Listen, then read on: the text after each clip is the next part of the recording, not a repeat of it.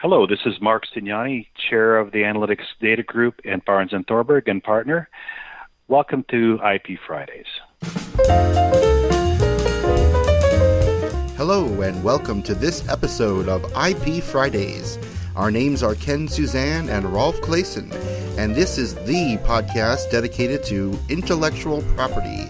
It does not matter where you are from, in-house or private practice, novice or expert. We will help you stay up to date with current topics in the fields of trademarks, patents, design and copyright, discover useful tools, and much more.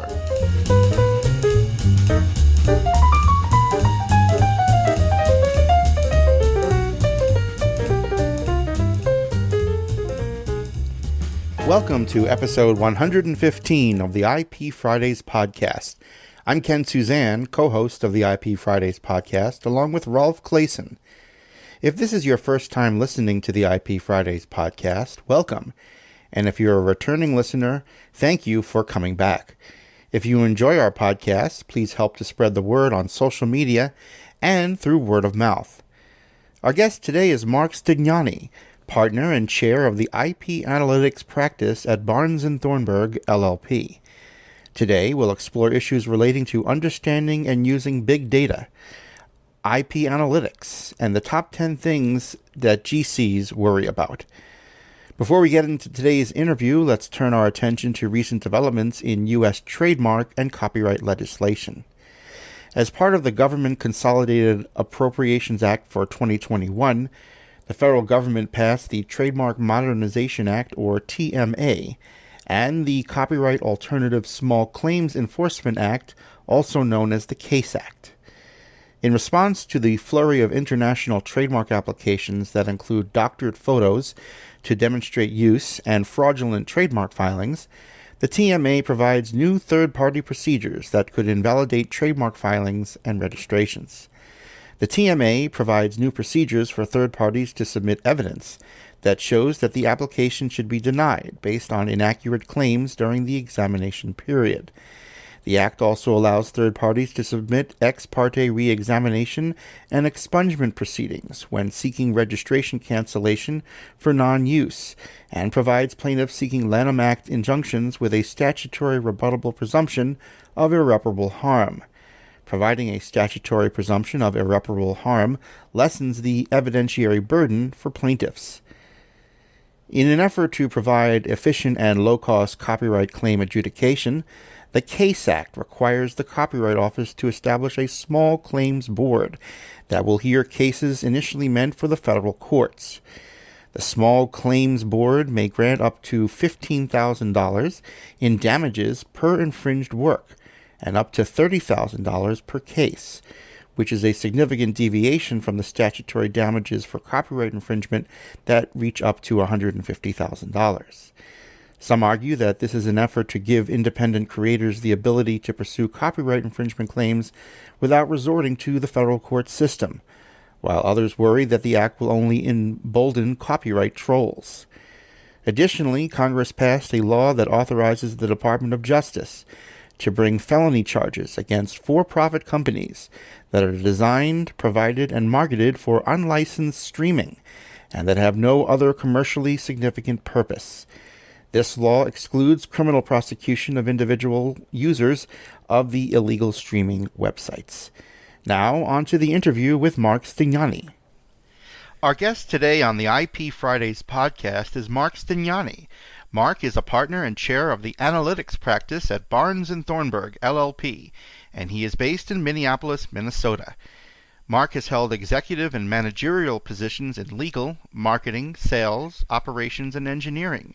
He has a deep background in and knowledge of artificial intelligence and machine learning tools, alongside his decades of corporate, executive, and legal experience. Mark reviews, classifies, and advises clients on business, financial, and legal options for their IP portfolios. These options include monetization options such as licensing, sale, acquisition, and portfolio gap analysis, as well as strategic planning, M&A, and other operations related to intellectual property assets and the curation of those patent assets.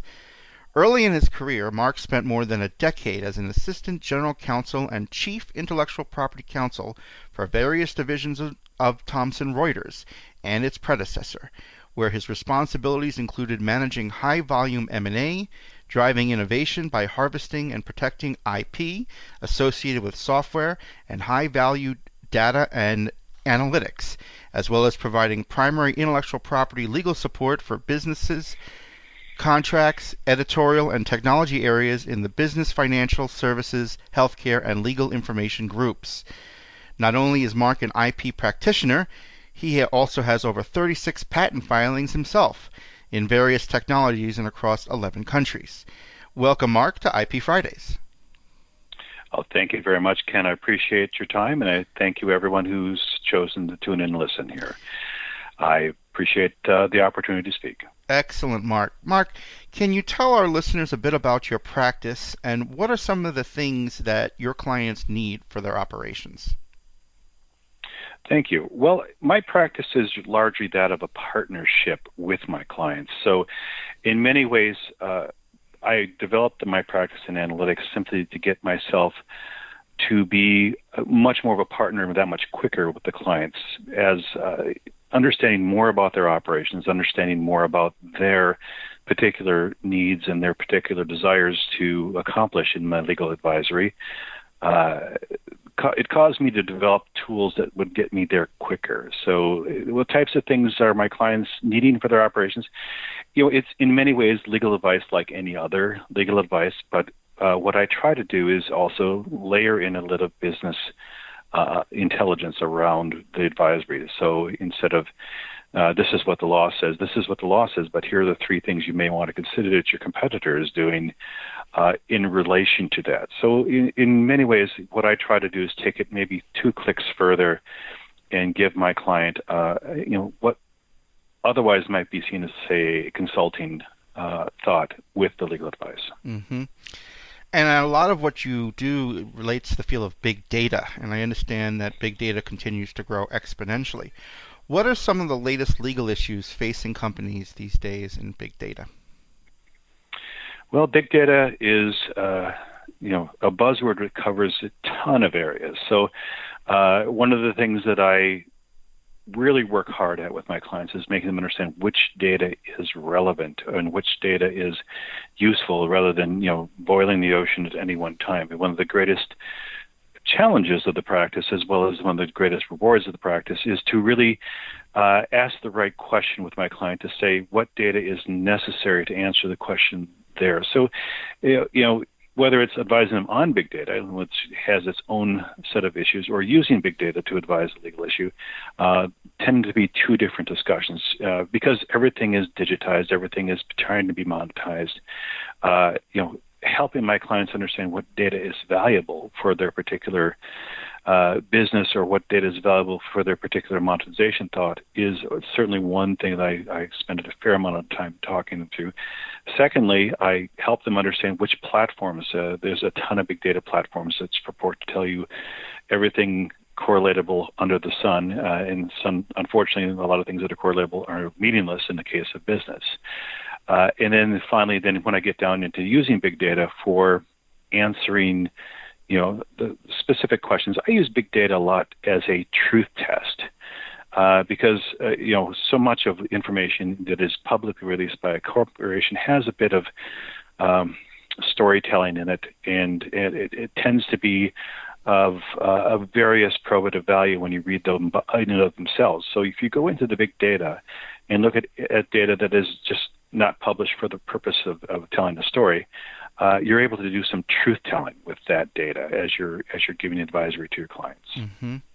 And IP Fridays, the podcast that we're on today, we're worldwide. We're distributed all over the world, and is big data an issue that is the same worldwide, or does it vary from jurisdiction to jurisdiction when you're dealing with particular legal issues?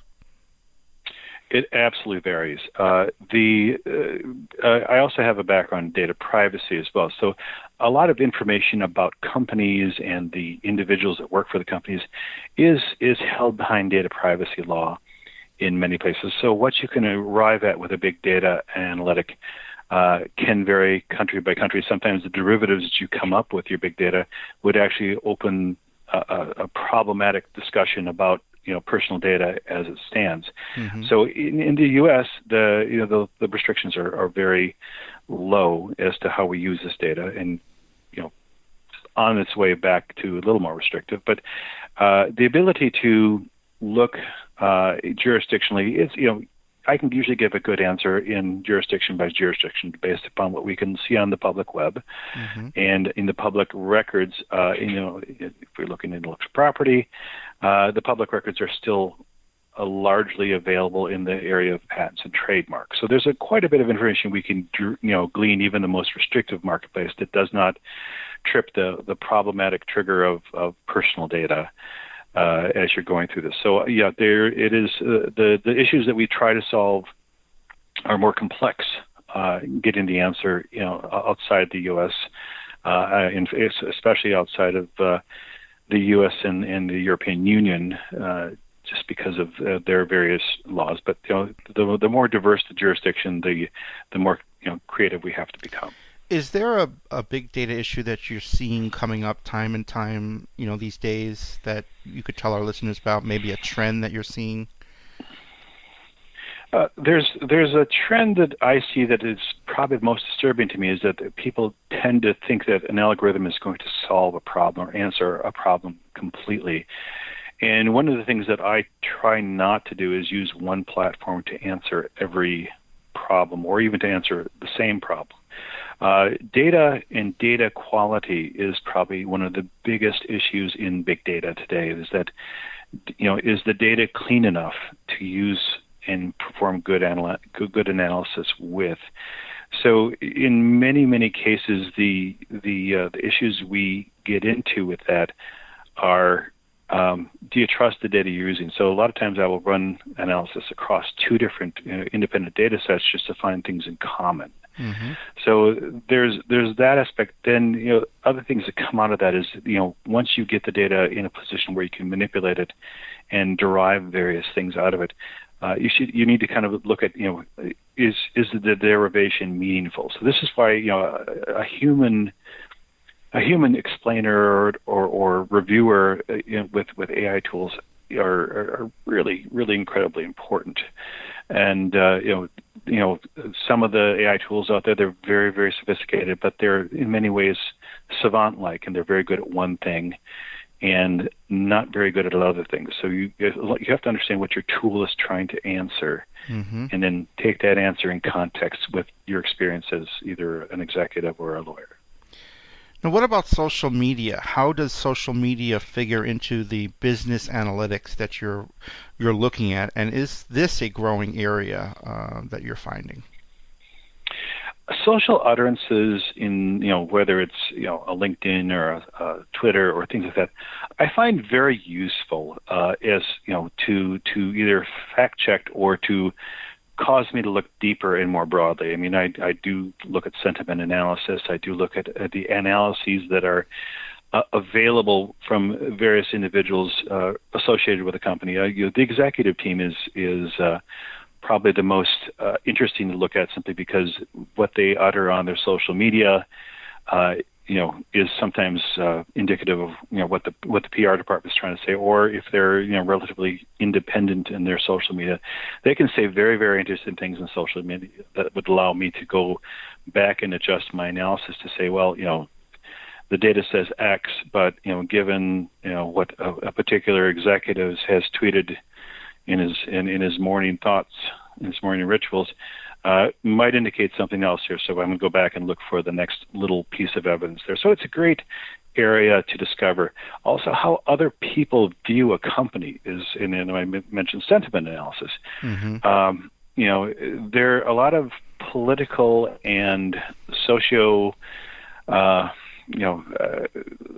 progressive information is available on what various companies think about, or people think about a company. So you can actually generate positive and negative inferences from what the world is saying about it. I mean, it's one of those problems if you don't have enough data that's not very meaningful. But if you have 10,000 or 15,000 people saying something about a company, that becomes meaningful data to use.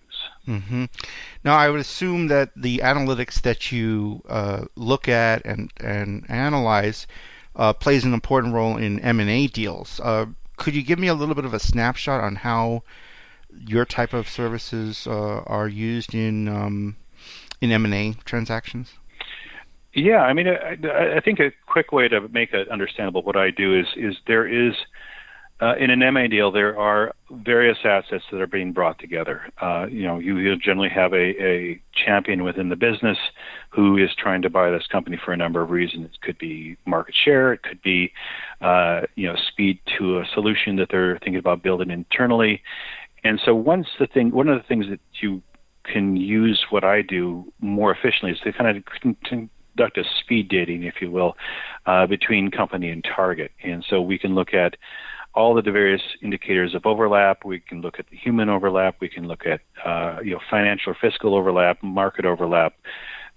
Intellectual property overlap is also another fairly quickly we do it. And so you can get a kind of a disposition matrix set up on a fairly quick basis to understand whether a company's acquisition is additive, complementary, or kind of left field. And the left field M&A ones are very interesting. So I perform this for clients who are looking to buy companies. Also, I look at perform it for clients who are looking at other companies' acquisitions and the motivations behind those acquisitions. So the data has an awful lot of honesty in it when it comes to motivations for that. And so as long as you can resolve around the geography or the technology or the products, there's a fairly quick and also a fairly robust answer that comes out of that. Mm-hmm. One of the things you just mentioned was IP. Tell me a little bit more about the types of IP that you look at when you're doing your analytics.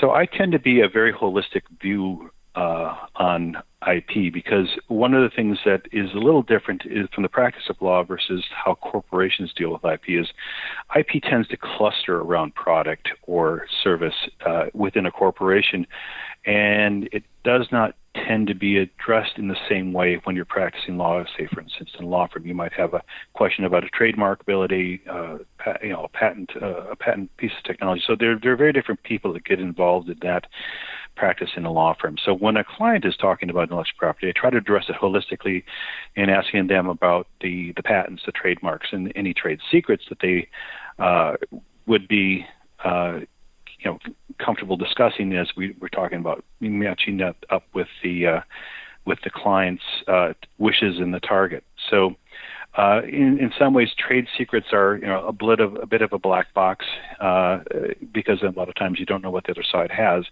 but some of it can be inferred. So what you're trying to do is, when you give an analytic around IP for a corporate client, and especially in the merger and acquisition client, what you're trying to do is give a cluster thought around, well, the product has 20 to 30% coverage in its technology with a set of patents. It has its content appears to be relatively well covered in the form of notices, as well as even registrations with the Copyright offices. Their websites appear to have unique and interesting content that is not purchased or taken from other places, and their brands and their trademarks are consistent and uniform across both the registrations as well as their usage online. So I tend to try to bring a product by product view to a client versus here's the vertical patents, here's the vertical trademarks, because I've had a number of clients who appreciate connecting the dots on those. And I'm curious, with respect to valuation, for example, does the types of things you do affect the valuation? And have you seen situations where, the price went from one thing to another? Absolutely. Again, as I mentioned earlier, the data has a lot of truthfulness to it. So I've been in situations where we've worked on the M&A, and this is nothing that I've worked with the current law firm, just so I can say it. But in my personal experience, I've found places where the target has misrepresented the quality and the quantity of their intellectual property substantially, which would again talk to downside of it. And then on the contrary, on the opposite side, I've actually found great upside. So we'll find a particular patent asset or a particular set of brands that has much farther reach and has other applicability across the client's brand profile than say a simple trademark or a simple patent. I try very, very hard to couch everything I do for my clients into the baseline of, is this business actionable data? Does this give them something that they can make an action with or make a decision with, rather than saying this is just pure on legal advice? Mm-hmm. Mark, let's talk about a list that you put together, which I think is very interesting, and we've entitled this "The Top 10 Things GCs Worry About," General Counsels. Let's take it from the top 7. Why don't you share with me some of these things, and I think they'll be helpful for our listeners, many of them who are GCs themselves, but even if they're not GCs, it's helpful to know this information. So why don't we start with the top 7? Absolutely. Well, in the top one is really everything that's related to COVID and kind of business process continuation here. Mm-hmm. I think that there's a lot of GCs who are looking at their budgets, looking at the bellwether given to them by their CFO and the latest estimates as to what they can afford to do versus what they can. A lot of them are being asked to make cuts, or make judgments about things. Can we spend this now or spend this later? So in the overarching top 7 are all essentially COVID or budget or resource related that has been brought on by this global crisis. Mm-hmm. And so I think what technology to use, whether your resources to accomplish your technology, is certainly an area that I've heard a number of people speak about. You're given a choice of can I use a platform to solve a problem that I would normally hire a law firm to do? That's certainly one of the aspects. A lot of this is also with everybody being remote. The risk aspect. I mean, the biggest thing that a GC is hired to do is mitigate risk and identify and help the executive team understand what those risks are. So, with everybody working remote, you've got incredible change in what your physical security as well as your cyber security is. You've got a lot of home networks that are now transmitting incredibly sensitive data across them.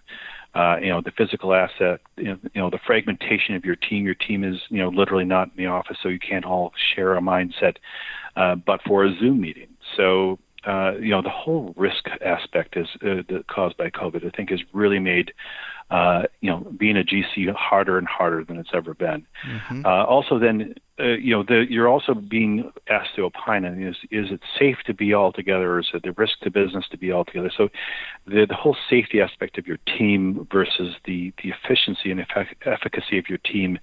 Can you opine on travel? Do you recommend provisions for people to shelter in place, quarantine? I mean, there's just a ton of stuff in respect to that.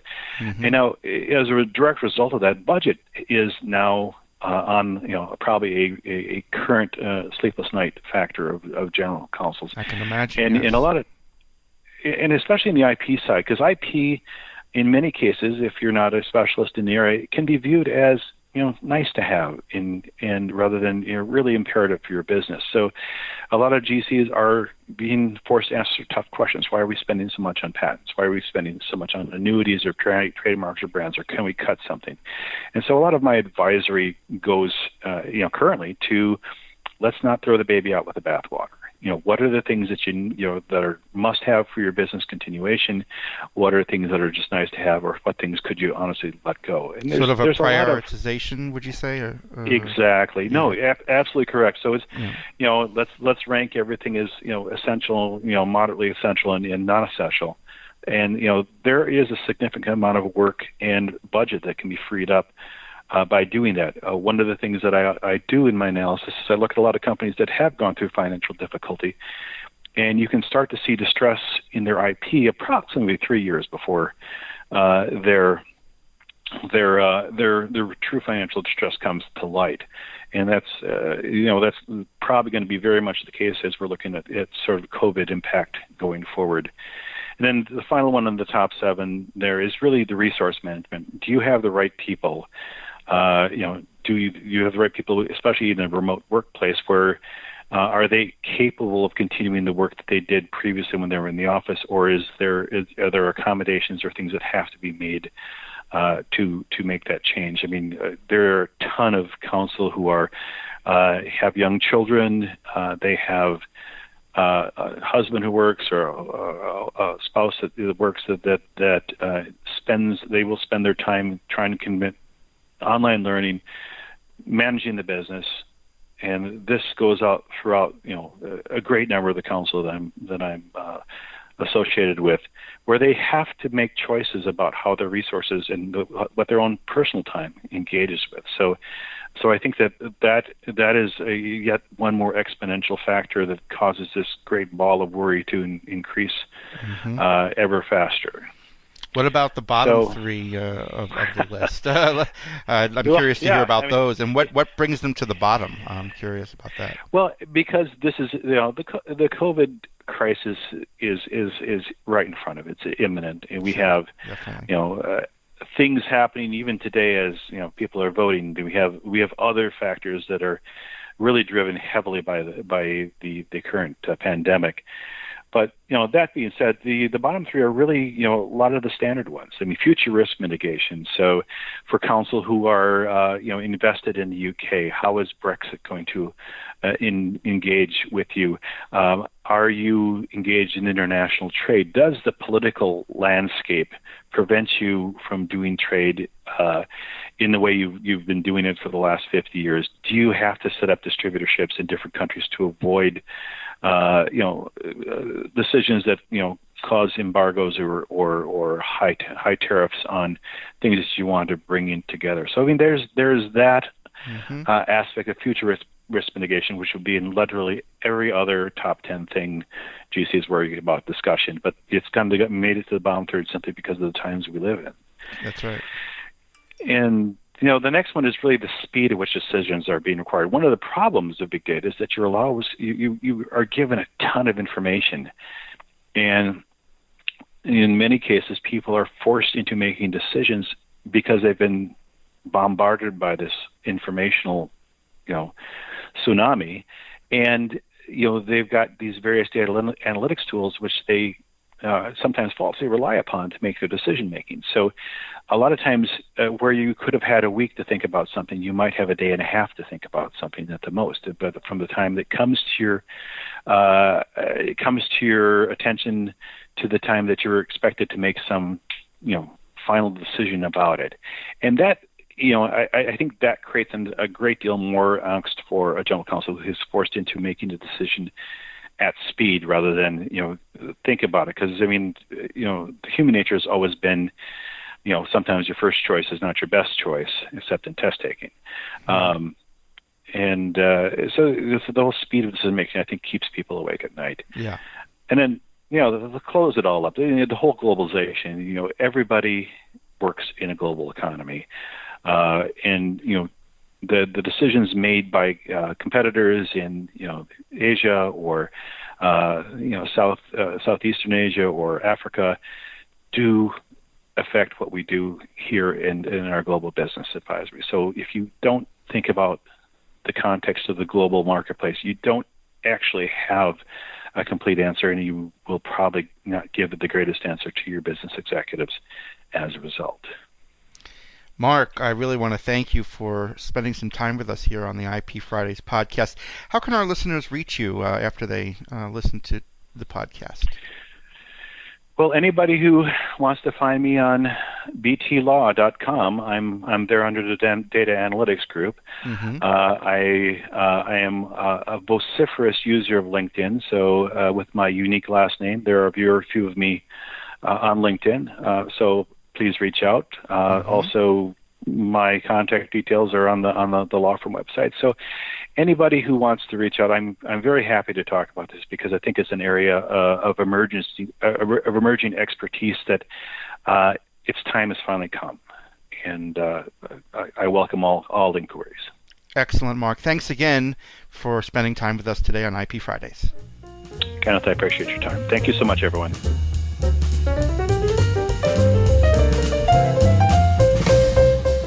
That's it for this episode.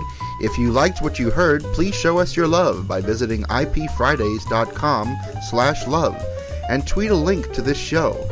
We would be so grateful if you would do that. It would help us out to get the word out.